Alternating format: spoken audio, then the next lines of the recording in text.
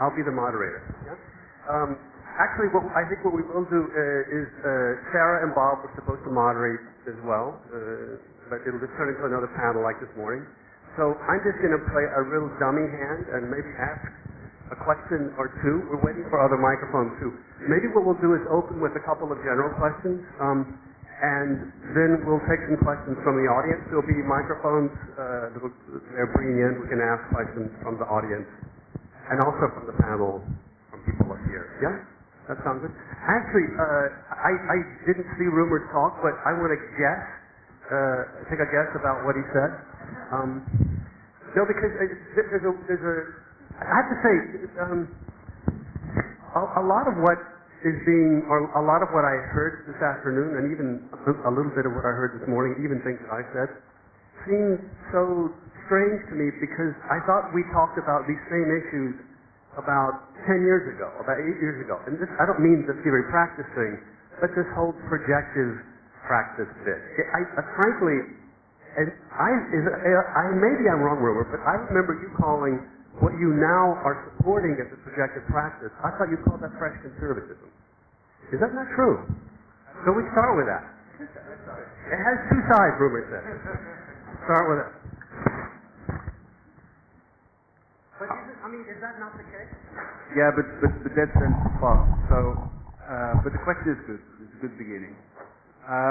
So in principle, I was very sympathetic to the approach in Dutch architecture contemporary practice that you have to operate within the system in standing outside of it. So it's very important to engage with the reality. So in that sense, I'm sympathetic to your approach, to optimal Sarah Whiting, etc. You have to engage reality, you have to map it, and not a priori from above.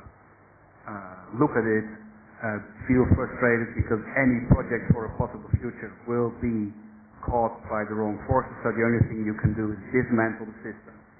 That's, roughly speaking, a kind of criticality, the way it was defined, for instance, by Peter Eisenman or even Adorno, that you have to retreat in a kind of autonomous space or in a kind of vacuum or a kind of distant space. There you can be critical to the real, and maybe you can make the people aware about the system, but you cannot engage with reality as such. So you could say the projective is really having a project and dive into reality, or as Klaasse said, surf the waves. My problem when I look to contemporary practice, where I'm always interested in techniques which use a certain kind of absurdity or a certain freshness or coolness, but a certain friction in the system. While you operate within, you give it a kick so it opens more than just the normal common sense. So there was the idea of the bizarre absurdity. Then I saw that, in fact, a lot of bizarreness or freshness, or what now is being called cool, was not, in fact, opening up the system and finding new opportunities in the immediate, but in fact installs one conservatism ahead.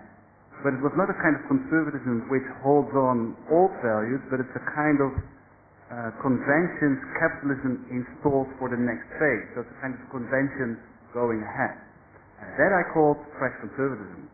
It was a kind of revolutionary conservatism we find in late capitalism, which is not really allowing us to have freedom or to liberate within the system.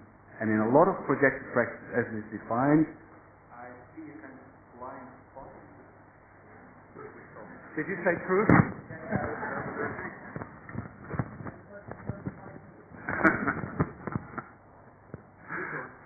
Yeah, but Ruben, that doesn't answer my question. Because the dominant sitting beside you is one of the offices that you call fresh conservatism. There's a lot of the things that Camille showed today displays a kind of analysis of contemporary society, sometimes conditions of disgrace and the conditions of opportunity that don't have an ideological. Two things. I think it's not. The Americans make one big mistake, that they think the data analysis we do in the Netherlands is really rigorous, almost neutral design. The data we collect is already designed. Yeah. So Camille doesn't do data. No, so he is explaining with it in a very intelligent manner. But as I explained in the lecture, I said there are four kinds of universal ways, fresh conservatism. One of it is the joke. I love the joke. I love playfulness, that's very essential, but according to me, it's not unlocking the secret. It's not really providing opportunities that in the end generate detail. So I think that there is a lot of potential in Dutch practice and in design talent, but I just hope, and I think I know architects doing that in some projects, the problem is how can you avoid practice service? You have to make steps further. And you can only define that when you have political awareness or that you address certain urgencies which go further than the market. So designing a train, and a beautiful NS train, and then putting all kinds of wittingly supermarket items on it. So it's also an Albert Heijn shop while you're in the train. It's witty, it's fun, but it's just a joke for the joke. It's not making another step, which is fine, but we have already so much of that kind of stuff. So I would think, as architects, the field of public responsibility should do more than the commercial is already doing. So my warning is, be aware, don't fall into the trap of professional services. But you said that. So now what are you saying now? Don't answer. Let Camille. But you were sleeping or what? Yeah, I was. No, but I guess what you were saying. I was right. Can you say something to that or not? Or do you want to? No, because the reason I ask is it seems that Rumer's asking for a political agenda for literally for the kinds of things that I take that you do, and I don't see that. Yeah, I must admit that today I think it really sounded tempting and quite attractive, and maybe something that we could actually really desire. And I think Rumer is actually also kind of developing in the sense that he's more and more, I think, trying to offer alternatives as well. And I think you're also really sort of on the lookout for potential and possibilities more and more instead of, let's say, being. Yeah. So I think that's good and interesting, and it's I'm kind of intrigued by it. But let's say the position of our office so far has been really fairly non-theoretical in order to not kind of obstruct any of our intuitions to flourish somehow. Not to say that a theoretical base, by definition, kind of channels thinking or gut feeling or the world of ideas to come out, but somehow it's not within our capacity in the office to really handle that far. So the interesting thing of running an office, for instance, is that you, for all your own incapacities, you can find people to fill in the gaps. And so if you work on an office, you really work on building a team that has certain capacity. So you invite people to your office and build an organism that can do a lot of things, and somehow so things that you might not be able to do yourself as an architect. So there's an incredible amount of things that personally I cannot do, for instance, and then it's a great help to have a sort of a team of people that are inspiring and inspired. And the person that we're missing is, in a way, a theoretical person. And so that I think we've made a new team today here. I'm very disappointed. Could I actually maybe could I would have been over here and asked our Klaasse a related question, which has to do with this theory and practice issue. You suggested toward the end of your paper that today there's this interesting combination between American theory and European practice. But again, to go back to the example of the Dutch offices in the early 90s, it seems that they were already engaging in that very same kind of combination. And the thing that you're calling theory, I have to say, for me is unrecognizable. It's what you're calling theory for me is the theory of architecture. It's kind of the philosophy of architecture. The thing, at least I was trying to talk about today, is a fairly narrow historical period where a certain discourse that got translated from Europe and entered America then had an effect on architecture, and that's what it seems to me now no longer has an effect on experimental practices. I don't think, it doesn't strike me that that's the same kind of situation that happened, in the middle to late 90s. So maybe could you say more about this theory, practice, convergence with American theory and Europe? This was like the cooperation between the United States and Europe in the NATO. We have a problem with the labeling of Europe. I think that it's not a problem that theory is at the end. It's a question of what theory you mean. If you are saying the new perspective lies in the design intelligence, that's not new. If you go back to the 19th century, every normal engineer works in the way you describe as future. Sure. Because Reichsmeister here in the Netherlands for war or ships, he has to know how the river goes and not to speculate about water as one of the four elements and to build a theory. So you have the differentiation between theories of mittlere or long Reichweite distance reaching. So that is usual, and so I have problems with this categorization of you say the modern, postmodern, and now what's coming on. My problem is not the label of theory, sondern what can theory explain. So I'm not anti-theory. If I get a good book, why not? He reads Peter Sloterdijk, and he's a philosopher, and he speaks about very concrete things in his last book of Fear and so on and so.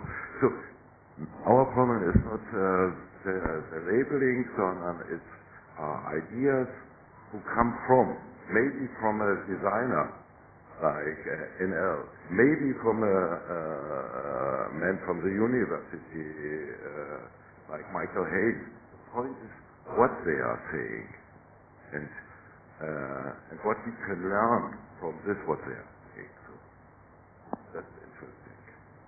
A little bit reflective. Yeah. Do you want to add anything to that? Or? Not in this sense, but maybe we can just catch up with a point I found really interesting in Rumer van Ton's speech or lecture was the capacity of the aesthetic as a form of politics. And if we switch over to certain aspects in the discourse, it might be more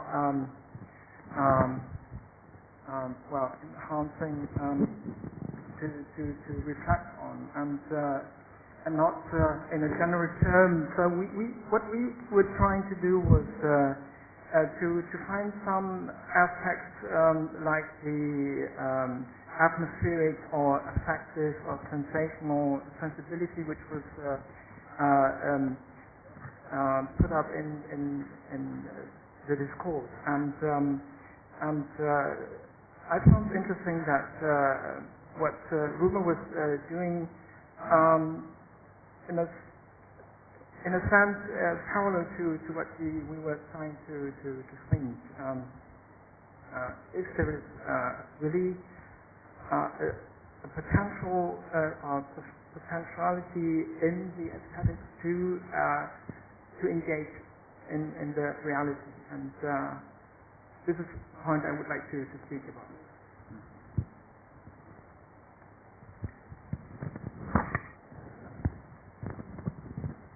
Yeah, it's a large theme, of course. But for instance, what I mentioned, or I think there are different techniques to overcome the dichotomy between theory and practice, for instance. But what I was looking for is a kind of theory which allows another kind of practice where we don't look only to the object as an object which we can measure by the facts, neither that we can look to an object to only its projection. It's basically there are like Latour and some other researchers. As Latour said, we have never been modern. In fact, he makes the argument that the sciences and the social sciences split the world in two. So you either look at the object, you can measure it by facts, or you look to the projection on the object. The reality is, when we use those objects, the projection and the factuality not only overlap, but they give us even more information. There's something else too. So they first mentioned that is a kind of quasi-object. Now Bruno Latour talks about the notion of the thing. In a thing that we see has many complex meanings. In order to really unfold the meanings of the object, or better, the thing, is not to look what it is, but really what kind of a relations does it establish.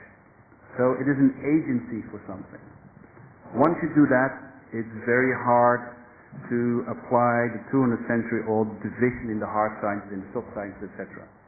So when you look to the agency, in fact you have to look what kind of specific relations it does establish. And then you can no longer stick in formal languages, but you always have to include the meaning in it, and all kinds of, so a lot of things come together in the same thing. So we have to almost, with another tool, start to look what architecture produces, because architecture is always a hybrid, which also works unconsciously. So I think film and even literature allows us, or helps us, to read architecture again, how it in its multiplicity, in its simultaneity, unconsciously produces a high complex of meaning. So that's why I thought, let's look to the free indirect style people like Brecht were using, etc. Because they didn't believe in that you give one meaning, one kind of totalitarian idea, this should be the society, it should be like this, and everybody has to listen. They look for an open system where your individual interpretation from different people you need to have in order to overcome all kinds of cliches or things which freeze the system or order it. So they were in favor of an open system. But they also believe that still, while a system is open, which I think also the projective is pleading for, and so you play with the conventional and the new, that it also should have a directionality. It should have a political agenda to liberate it. And when you do a project, when you do a school, when you do a library, for instance, you cannot only play with the kind of technique of the freestyle method, which you could do, but you use that in order to open up certain problems or possibilities of the school, which is for life itself. And what we do a lot of the time... What are the politics of that, though, Ruben? Because I understood your question to have a political dimension. The political is... I mean, this affective politics, I have to say, I disagree probably with Reinhold about a lot of things, but I suspect we may have some real agreement on the real dangerousness of this kind of aestheticized politics, the politics of affect, the politics of feeling, mood. Because how do you control that? What are the politics? What's the ideology behind that? Now, for instance, before we do conservatism, Teresa, maybe. Usually the official ideology is. So the affect by itself is not telling you yet that it's political. That's a big misunderstanding. When you take Hollywood films, first cinema, it's about you identify with one person and you're being pulled through the story. Most of time that are kind of, not all the time, but they are kind of hypnosis, where there is not a critical reflection of you in relation to the person, but you just pulled in the story. Interesting, very interesting. Fantastic. That's for instance insight. You also have, you also have third cinema. Third cinema is a totally political cinema against colonialism. They come from the third world, etc. They totally politicize. What becomes interesting? When you would combine first cinema with third cinema. So you identify by a person, and today in film you identify even by more persons, so you have to choose who you like or not, so you don't even choose, you go into the context. But what I'm looking for instance, if you would make a film, is this combination of first and third cinema. So it's not so much that the affect is political or not, but it's what kind of demands you answer. That's a political question, and you can do that through affects, for instance. But also effects, you can also do it through representation, you can do it through branding, etc. And we can do aesthetic theory number 1, like 101, and just insist that there is no aesthetic practice that is not political. It's the question of the nature of the politics. And, Spielberg is reactionary in all sorts of ways. And part of it is through the kind of way and with the solicitation of emotion that you're suggesting. So, I'm sympathetic with a lot of things that you're proposing and sort of suggesting, but I do think it's to go around and around and around about what's political, what's not political. There's nothing. The fact that this guy's taking my picture is political, and part of our job as sort of cultural producers, thinkers, whatever we want to call ourselves, is to understand the nature of that politics and how it plays out in the real world, which is where we are now. And so it's worth just one more thing to add. I don't know. Maybe I'm not answering. Did you? Yeah, it was a sort of question. Anyway, to kind of riff on this is that the sort of problem about what's real and what's not real, and engaging with this is real. I do want you to understand that university is a real place with very high stakes. And probably the most real thing that we can do in universities is argue about politics and about aesthetics and about various other things. And building is also real. But please don't misunderstand a simple historical fact that buildings, that somehow buildings are more real than words. There are all kinds of sort of confusions that just need to be clarified here, I think, in order to really make any kind of progress in thinking this through. It doesn't really, deal with the aesthetic thing, but it just seems. The other thing, just also speaking about this space that we're in, is that, in my view, one of the reasons for trying to kind of turn up the volume on some of this and to ask the question of utopia again, is that you see, this is not about us, any of us. We're fine. You do understand this. Everybody sitting in this room is fine. It's whoever's not in this room, in a sense, metaphorically speaking. It's not those of us who are trapped in the atrium, right? It's the ones who are not. They're the ones who are dying. And the very specific architectonics of this, both the level of real-world thinking and real-world practice, is what's at stake. It's sort of a kind of very old-fashioned problem of inside and outside. And I think, in a sense, that's what everybody is actually struggling with. It's not to say that this is not at play here. It's just that I think it needs to be named. So it's not, because a lot of, somebody said this, I don't remember, is the issue like, how do you get outside of it, right? Okay, you've got this thing, you've got this corporate thing or whatever. How do you escape? How do you get outside? In a sense, I think it's the wrong question. The problem is not how to get outside the atrium. In a sense, and nor is it the problem of how you let others into the world of late capitalism or whatever. It's to understand the effect of this particular territorialization, particular ways in which inside and outside, and the various topologies of connection and disconnection, inside and outside, and the violence associated with them, as well as the benefits of constructing a kind of global architecture, you could say, in this way.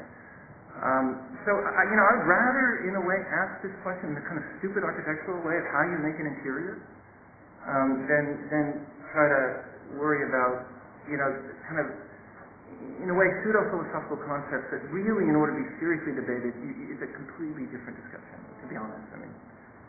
I have to admit, I'm not sure I completely agree with that last part, but What part? that pseudo-philosophical All right, because I think that Fair enough. the aesthetic underpinnings of some of the discourse is actually very much a part of what we do and what we have to do. I agree. And I think that, I would come back to Michael's question about the question of politics. I'm sure it's dangerous or it's an issue, or yes, every architectural act is political, but one common denominator in this completely disparate panel there was a sort of attempt with each paper pretty much to engage a question of the social or the political in different ways. And what I found intriguing is that they were very different ways. And so you had this sort of via a form of an embrace still of the kind of radical notion of violence or dissent having to be at the heart of the social or political and rumors paper. A sort of analysis of the political scenario in corporatism, and then a revealing of that analysis in the project in your paper, Reinhold, and so the sense of that's what we do is reveal, right? A sort of political through topophilia, so with the Archbluth paper, and then a sort of form of political through the, you could call it the joke, but a form of play or something there. And I think that all of them were left a little bit quick in the presentations, and I do think it's a topic that needs to be brought out more on the table and elaborated. And I would say that this is a moment for all of you to sort of, it seems that the topophilia would be somewhat against the dissent that Rumor is putting down. It seems like you guys would be disagreeing about the sort of political aspects of architecture more than you seem to be. I guess I'm surprised in that sense. So, respond to one another, I would say, on this question. Oh, happily. Not with me. No. Well, anybody, I don't know if this is, exactly. Yeah. Isn't there more than revealing? Yeah, I know. I understand the question. And it's to a certain extent true. I think, but to make visible, for example, that's a kind of technique. It's an old modernist move, right? And rather than simply substituting one set of tools for another one, I think part of the job, and maybe this is the kind of thing that is kind of more collective thinking out loud, as it were, about these kind of problems can contribute, is sort of like, what can you do with this tool, what can you do with that tool, what can you do with that tool? And so, for example, a different tool that I didn't quite get the dissent characterization of rumors, especially in the comments he just made about Bruno Latour. What I hear more is a kind of more pragmatic. Latour's politics are reactionary. It needs to be understood that his epistemologies are, in my view, very interesting, and what the hybrid thing and all that. But underlying this is not just a return to American pragmatism. This came up before, the pragmatism thing, which wants to propose a different way of solving the problem, as it were, by, doesn't have this problem of inside and outside and blindness and insight and all these kinds of classic post-Marxist questions. It sort of says, well, make democracy. Just talk. Just get together, come to some kind of agreement, even if it's provisional, make compromises, deal with it, right, on the ground. And unfortunately, that problem, and this is one reason Latour is terrible on art, he's great on science and stuff, is that it is not able to deal in any theoretical way with the question of representation. So I don't think the question of representation is just about what you see and what you don't see.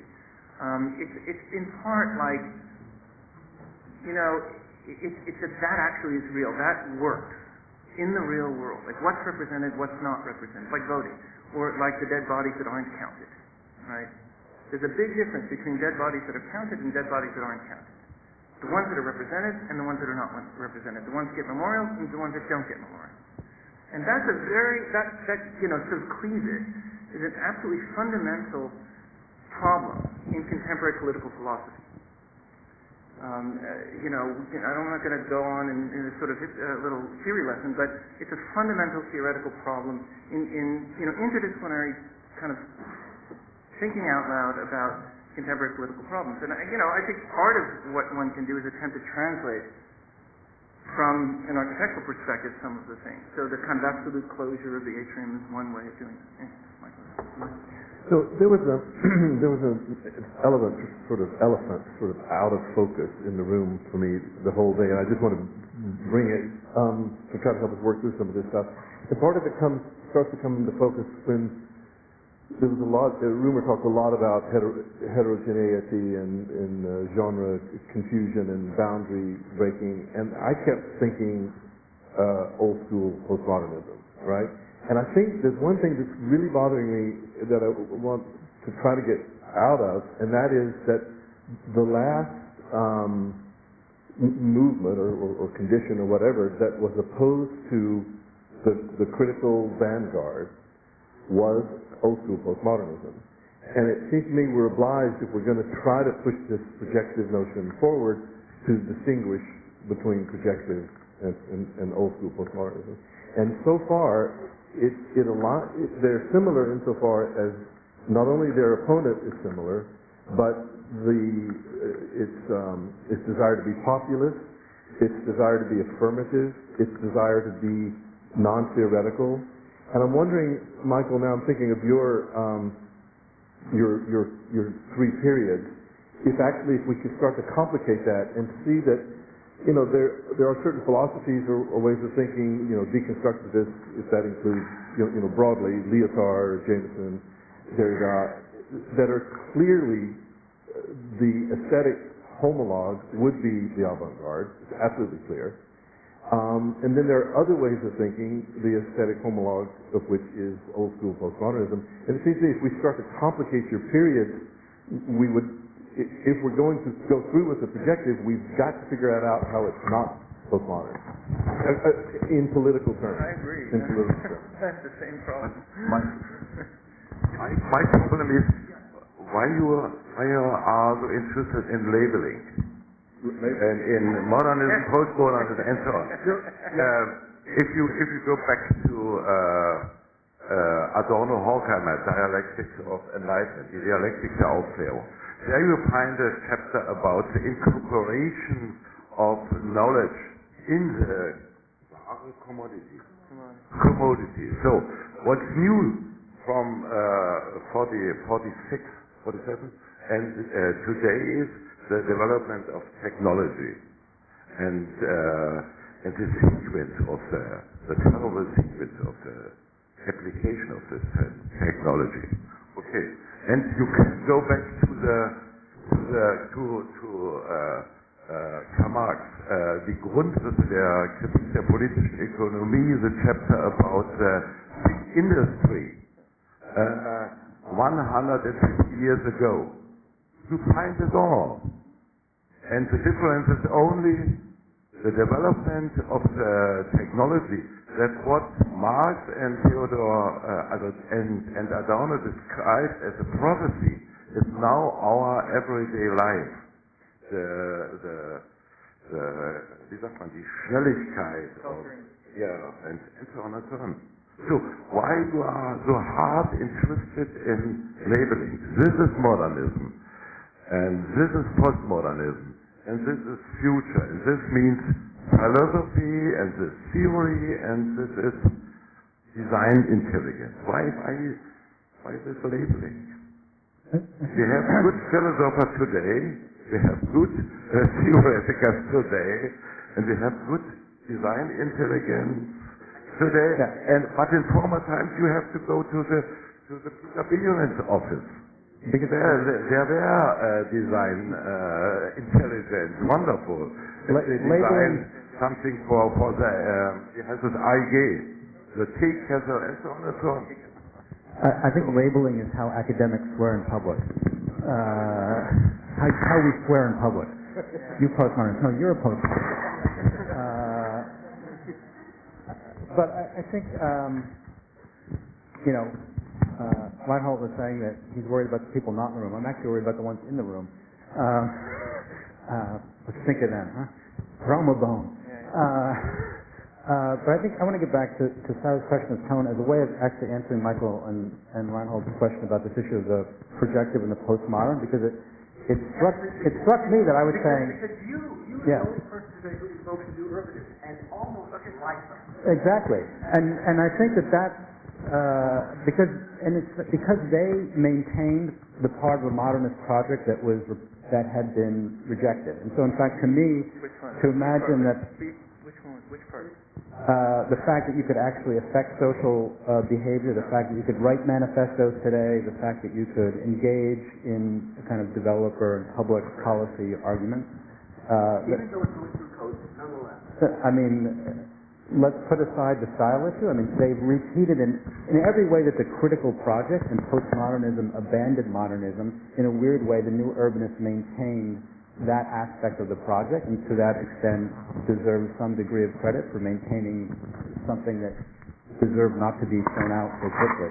And so to me, the problem is that the critical and the postmodern are aligned, not the projective and the postmodern. In some ways, the projective is a way to recuperate the modern, really, or the modernist. And so the point I want to get to is really Sarah's issue of tone, because I think this issue of the joke and the play that came up in the work and the new member of NL,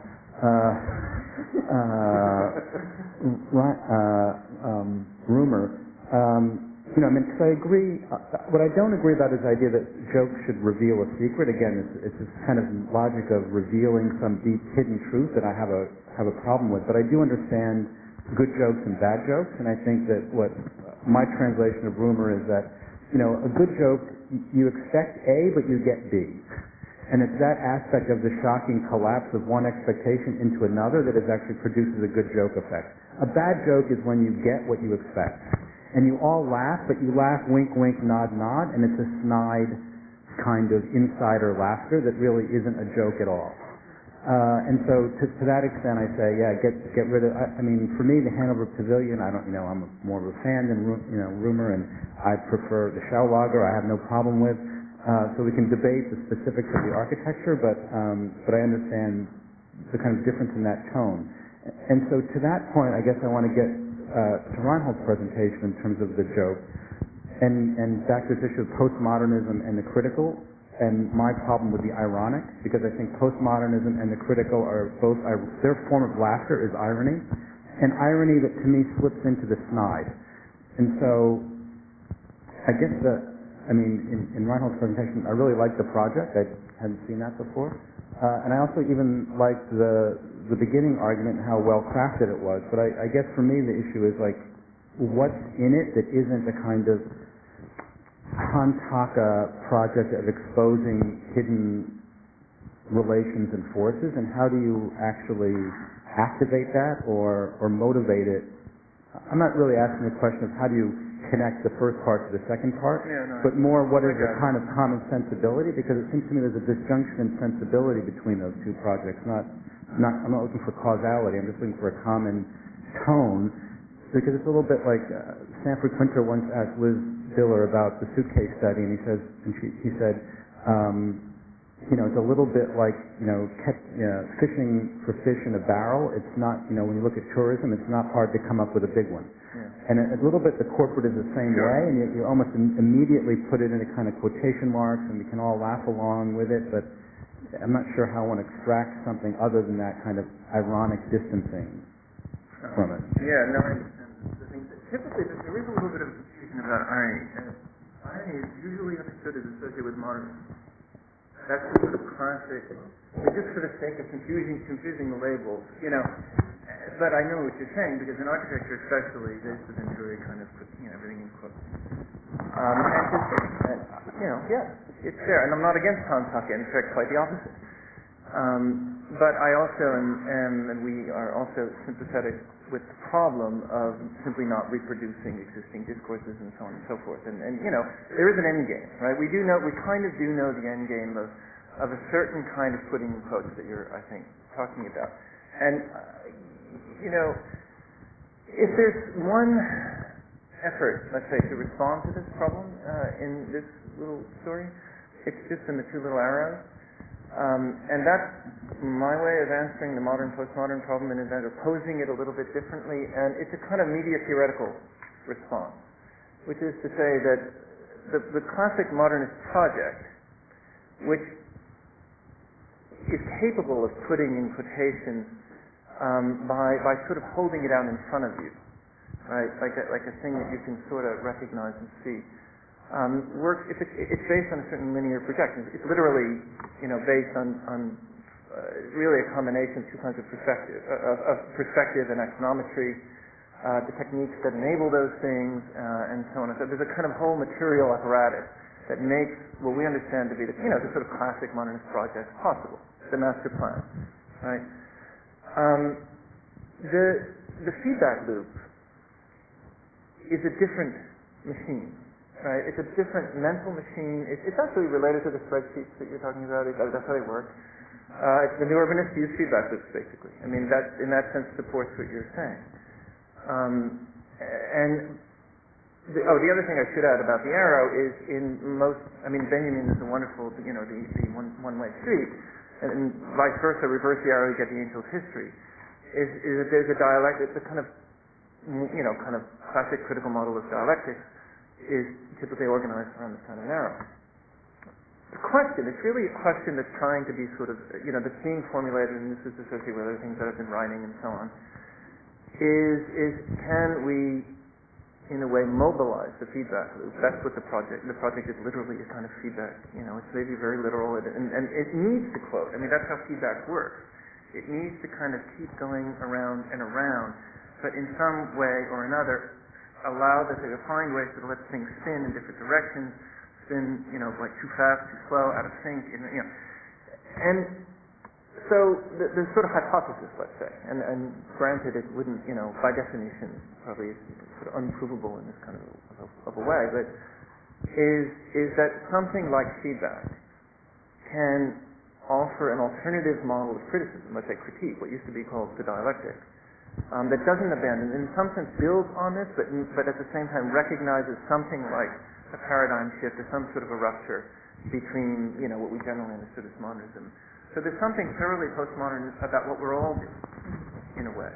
And we're all in that sense symptoms, by definition. We're all, but the strategies might be slightly different, both the intellectual ones and the sort of, design ones. So so the little thing that's being offered is just that little red circle, that's it.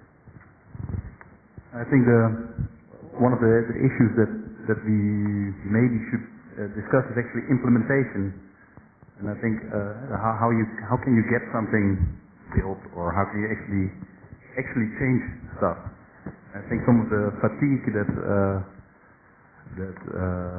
you can have with let's say the production of alternatives actually directly comes from that, and that's basically this powerless situation of architects today.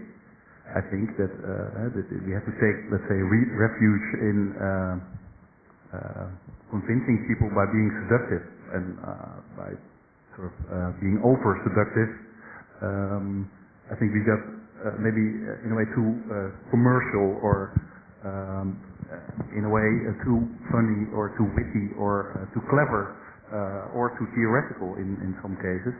And all, let's say, almost desperate attempts to get a foot in the door. And I think that's a fundamental problem. How can you now claim back some sort of a power as an architect?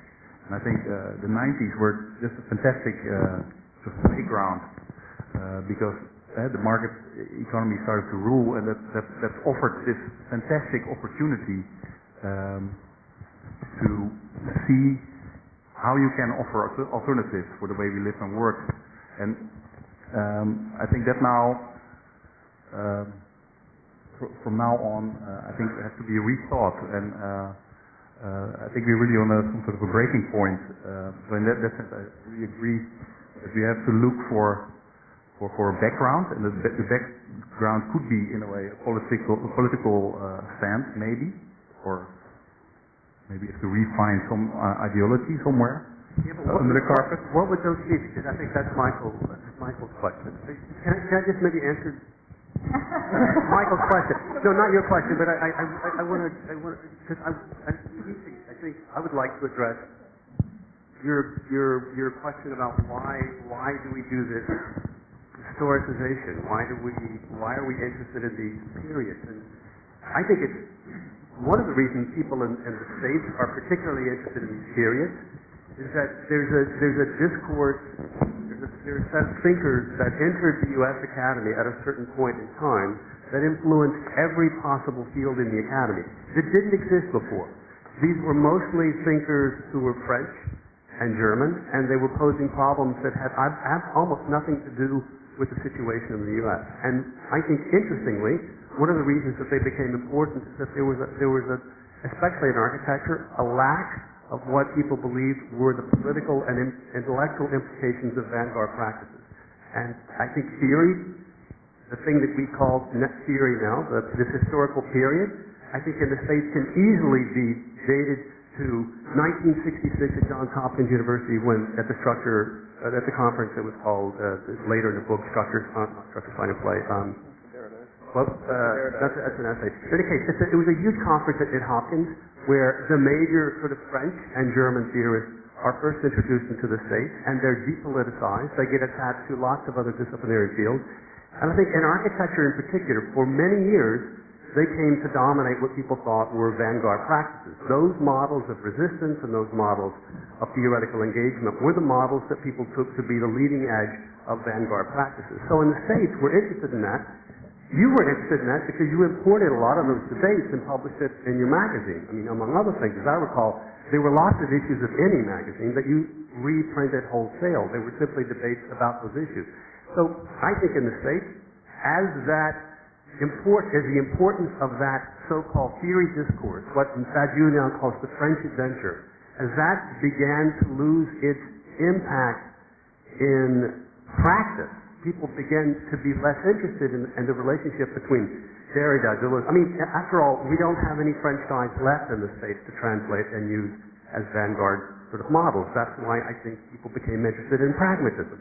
We looked around and thought, my God, there are no French guys left, but we forgot about American pragmatism. Jesus would look to use that. And I think that finally coming to a kind of a conclusion about the end of the need to attach to practice those kind of intellectual and European models of political action, I think people began to look around for other ways to engage that. That's why it's not very easy to say, what are the political implications of these things? Because those models of ideologies don't make sense anymore. This is not false consciousness. It's not enlightened false consciousness to talk about somebody that you were alluding to earlier, Mr. Sloterdijk. We live in a period of time where ideology doesn't make sense in the same kind of way. So I don't know. Anyway, but I think that's the reason I think we're interested in this periodization, because it emerged.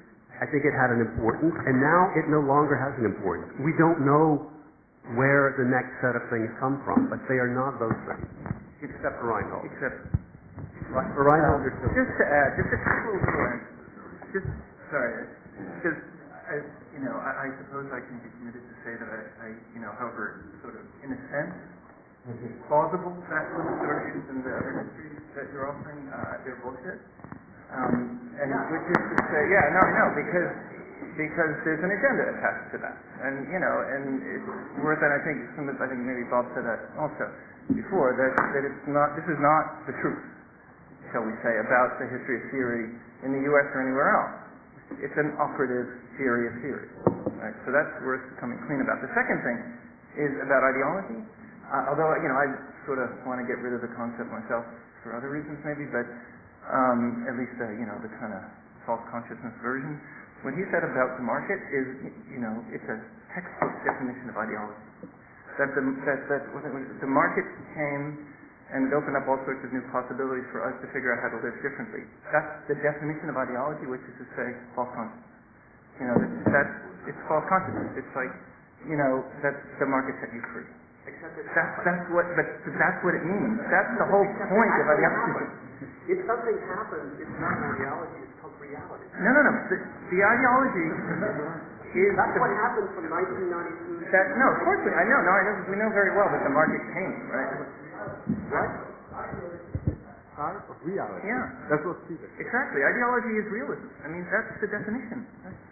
But then we don't, then if everything, if ideology is reality, we don't even need the word anymore. If everything is ideology, what's the point of the word? Maybe we should mine the gold that no doubt is out there. Are there people in the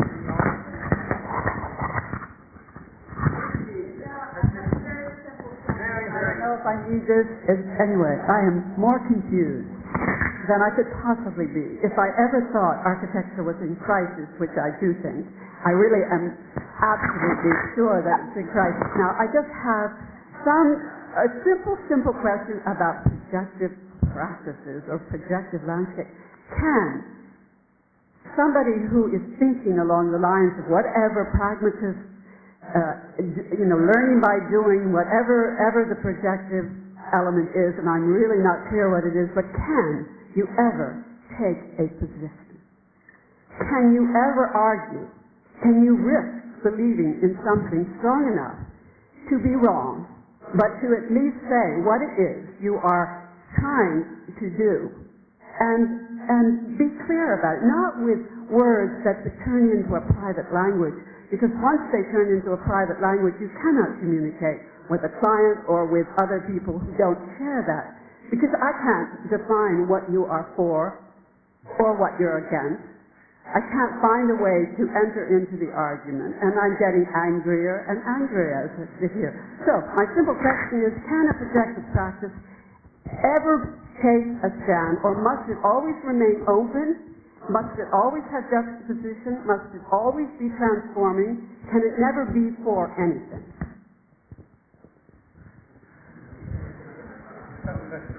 I suspect it could, but I wouldn't be the person to be able to answer that. You would have to let Bob and Sarah answer that.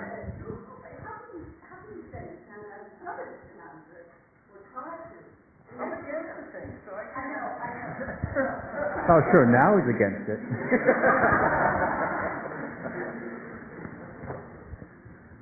I mean, I thought that the problem was that the critical wasn't for anything. It was simply for displacing that which exists as opposed to actually trying to develop instances that don't yet exist. And so I don't think that the projective is unclear about having a specific, I mean, at least I've been trying to argue that in fact its benefit is that it has a specific political, ideological project, and it tries to instantiate it wherever it can, even knowing that it will fail, but that through its failure something else will happen, and that's good.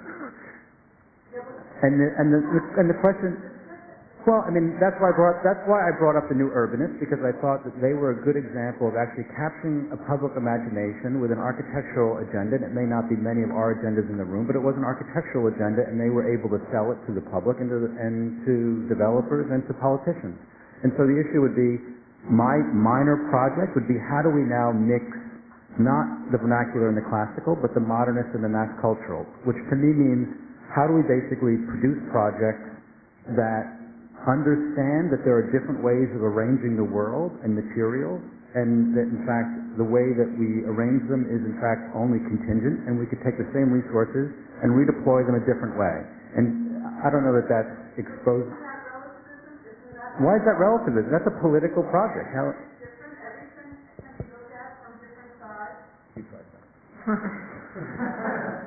No, I admit to some disappointment because I do think that there have been very specific examples put on the table today. I think I think several people in this room have tried to point to examples maybe in abbreviated form, and maybe that's part of the problem. But I think that, I certainly think I tried to show some examples when I was talking about the fact that through specific uses of form and of organizational systems and of manipulation of view, one can create relational associations between spaces, between programs that offer possibilities. I think that Rumer showed through an analysis of Porto some examples of how that project offers, again, possibilities of bringing populations together or bringing programs together, not in an action of juxtaposition or postmodern surprise, but in the action of trying to produce additional uses in a building that aren't necessarily part of the primary program. Now, I think that this desire for tangible examples that we can walk away with is sort of a rule book of how to do this new kind of architecture is somewhat against the way that the conference is laying out, which is to reveal that this isn't necessarily, I think, a paradigm shift that you can point to a time. I think that's part of where all the confusion of the labeling happens, and that's the productivity of this labeling is realizing that you can name your categories and then realize that there are things that tie back. There are ways of bringing things historically into the picture, so there's no clean date that you can point to say that this is something that starts yesterday and it's done this way.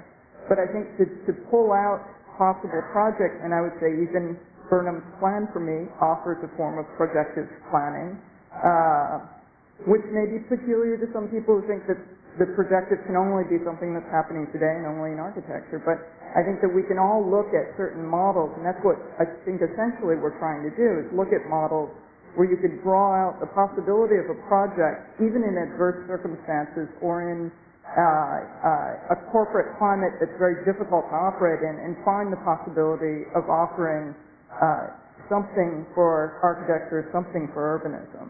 And maybe it's that maybe it's sad that that's what we're actually aspiring to, because one would hope that that's what architecture should always be, but I think that that's part of what's on the table right now. I'd like to ask something, because I think what Christine is saying is that you always need a kind of framework to make an assessment of what these, let's say, new forms do and why they're important, simply said.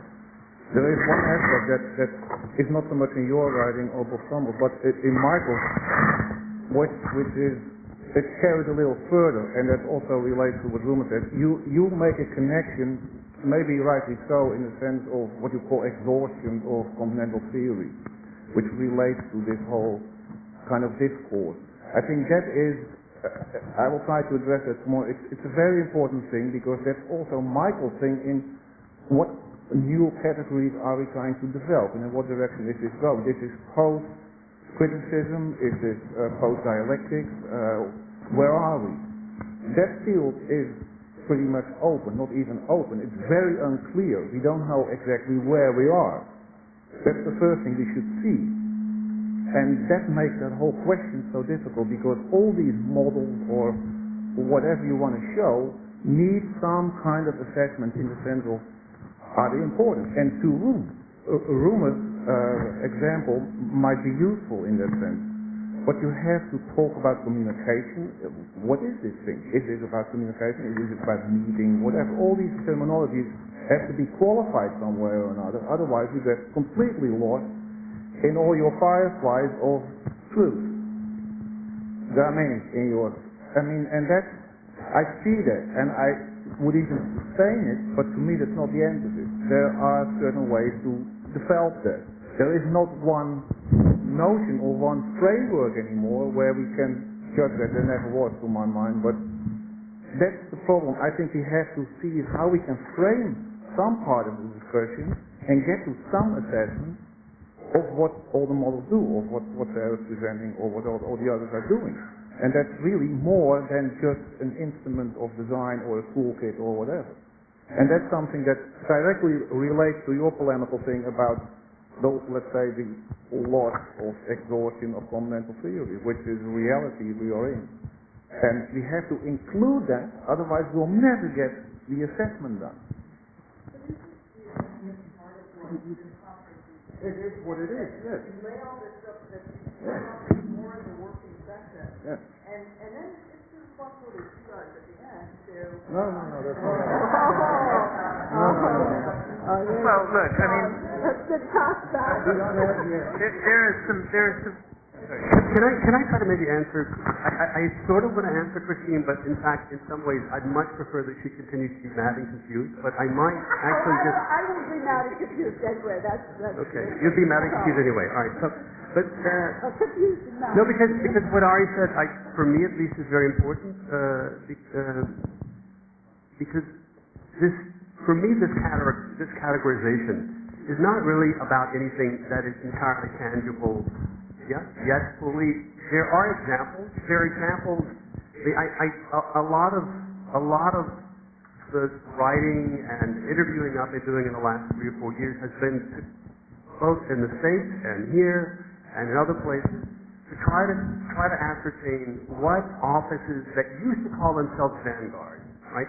What kinds of political, ideological, corporate, what kind of motivations are there where there used to be, for example, this model and intellectual paradigm that I think we used to call theory.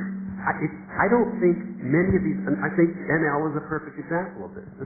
This is not what motivates their intellectual project to the extent that they have one. It's a very different. So what I have personally been interested in is not to offer a prescription. So I think Bob and Sarah have a kind of prescription in what they're calling projective practice.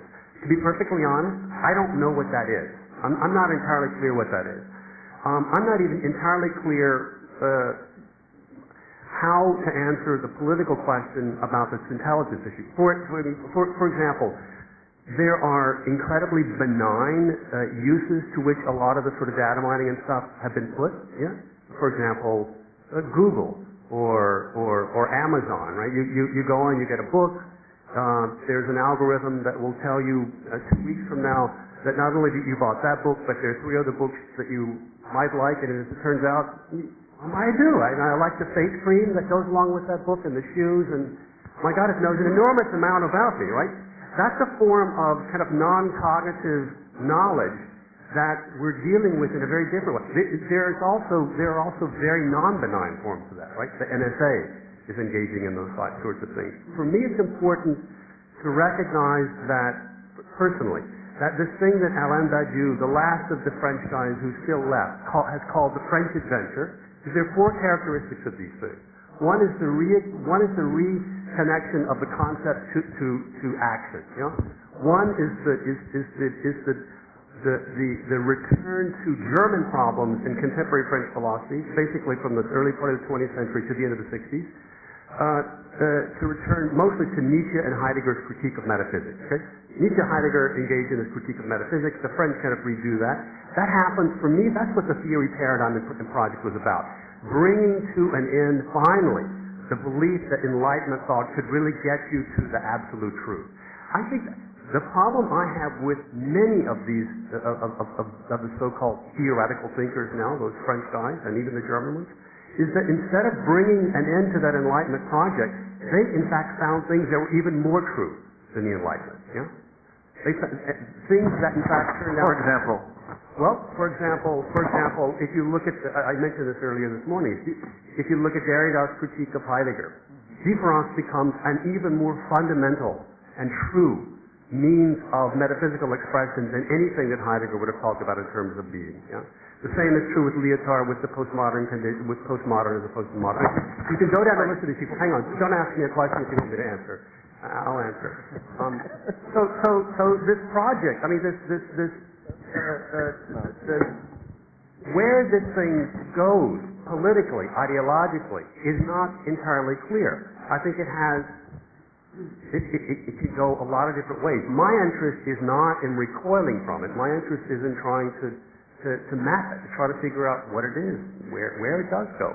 And so my suggestion that philosophy is a kind of a paradigm of thinking, that theory is a kind of a paradigm of thinking. Theory brought it in finally to the Enlightenment project, but not quite. The top was still spinning. It needs to be kicked one more time. And I think it's done. I think we're done with it now. Where are we? I don't know. But I'm suggesting this intelligence paradigm tells us something about knowledge and how knowledge is used now, in a non-ideological, non-motivated, non-political way that's very different than that project. So I don't know. So I'm a little mad and a little confused. Michael, as well. already in what you say is, how do we go around ideology? I mean, this already presupposes a certain notion of ideology, a positive way of thinking about ideology. There are other ways. I think you can't even avoid it. It's everywhere in that sense. So you have to define the limits of your discourse some way or another and make some form of assessment to answer the question, or otherwise you will get lost again. Maybe you can't answer because you didn't bring it up, but if you just ask what is the projective, there must be some form of answer. It's very simple. Now, I mean, the only thing we're trying to do is change the world, right? And you know, if you're not trying to change the world, you're wasting your time. And the question, right? And then the kind of more specific questions that flow from that are, you know, okay, which little piece of that little you're going to take on? But I do think, you know, in order to kind of keep this problem of what's the project, you know, sort of focus, it is important to whatever the specific strategic or tactical answers are, either in architectural practice, in writing, research, whatever. And I think probably everybody here does have something of an answer in that respect. That you know, sort of like how far are you willing to go? Like how, for example, one of the problems I think that sort of arises with this kind of discussion is, well, one of the theories, let's say, that's missing is the theory of subjectivity of the speaker, of those of us who are actually enunciating and formulating these problems. There's a kind of narcissism that's reproduced, that's kind of reinforced constantly in sort of being the one, I'm naming this one's naming that. You know, you take responsibility for this concept or that concept. And I think one of the very pragmatic effects is a very academic thing. It's like the naming names. Is that to announce that I have a project without actually specifying where you come down, is to reinforce the I. It's to say that, hey, I'm here, and we're at a very moment that this I, the author, all of these various agencies, is in a kind of subjective crisis. And so it is worth, I think, asking more serious theoretical questions about the other side of the equation, not so much what the object looks like that's being projected, not just what the object looks like that's being, but what does the subject look like that is doing the projecting? Because that is one of the things that's very much at stake, and it's in the form of what kind of collectives, for example, can be imagined. Just this one question, I think, one more question worth asking in this line is like, what can be imagined and what cannot be imagined? Very simple.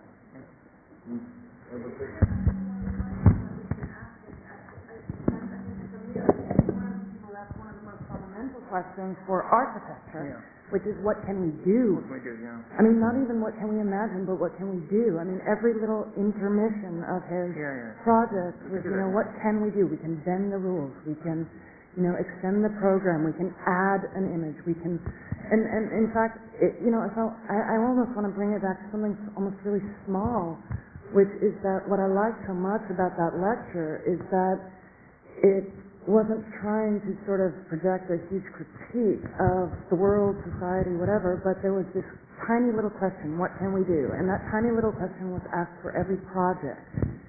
And maybe on that level, I would have to disagree with Rumer's, commercial indebtedness of an L, at least your assessment of that maybe the joke is in fact something that they can do and something that is small. And what we're missing is not even so much a discussion of whether that is enough or not, but actually an assessment of what is the effect of that. I mean, I'd like to talk about the basket bar. How does it work? Is it functional? I mean, there are little elements that have been added to that.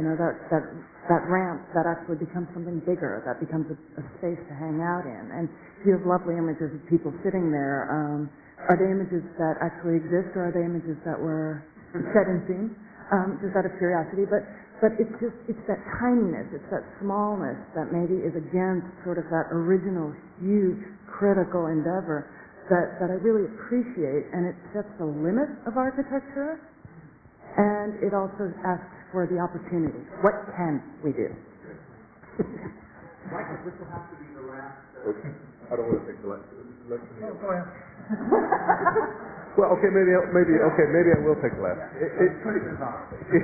No, but what I want to, the point I would make, and I agree with Laura about the fundamental question that Camille raised. I absolutely agree, but what I would say there's just another side, and maybe here is where I would actually begin to advocate a misalignment between certain kinds of theory and practice, and the misalignment would be this: that to me it would be the role of theory, precisely to insist on the bigger questions, to insist that the moment that we say we can only do so much, the moment that we can no longer imagine a counter image to the society that we have, or the moment we stop trying to imagine a counter image to what we have, which is, I think, I joined Reinhold about changing the world. I mean, that sounds like old lefty kind of talk, but I think that is the fundamental other side, and I don't think actually the two